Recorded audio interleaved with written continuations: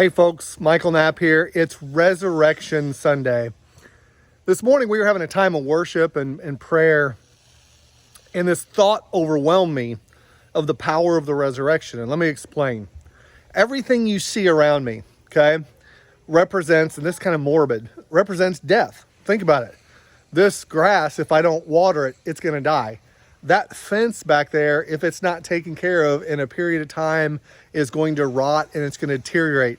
This roof over here, in time, is going to deteriorate. It's going to rot. It's going to die. The same way with the brick on these structures.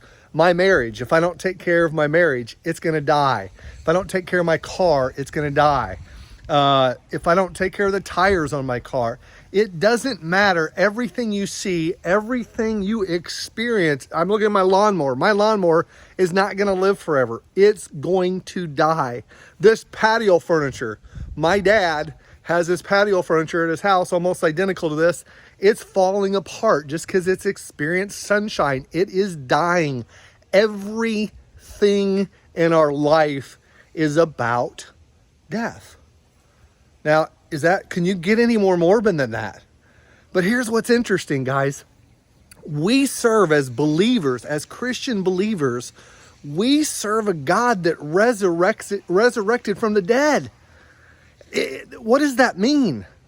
That means he's the God of life. He's the only God that has conquered death.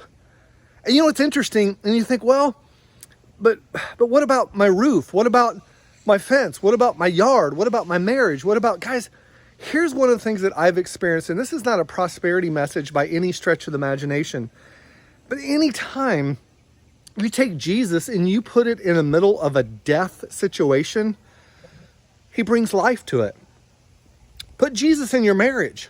He'll bring life to it. You got a car problem?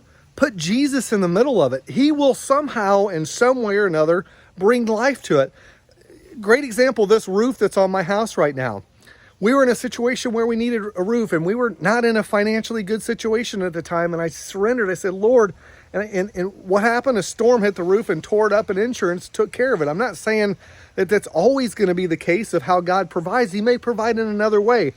But the idea is, guys, is everything around us represents death, but we have a God of life. We have a God that resurrected from the dead, conquering death.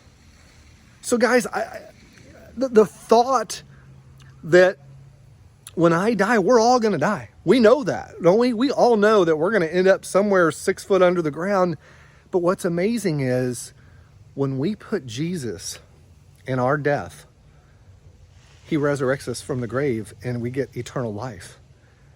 Guys, my challenge for you is whether you've accepted Christ or not, now is the time. Now is the time to put Jesus in your marriage. Now is the time to put Jesus in your finances. Now is the time to put Jesus in your horrible car situation. Now is the time to put Jesus in your health situation. Now is the time to make Jesus the author and perfecter of your faith. He died on the cross to bring life so that we could have everlasting life.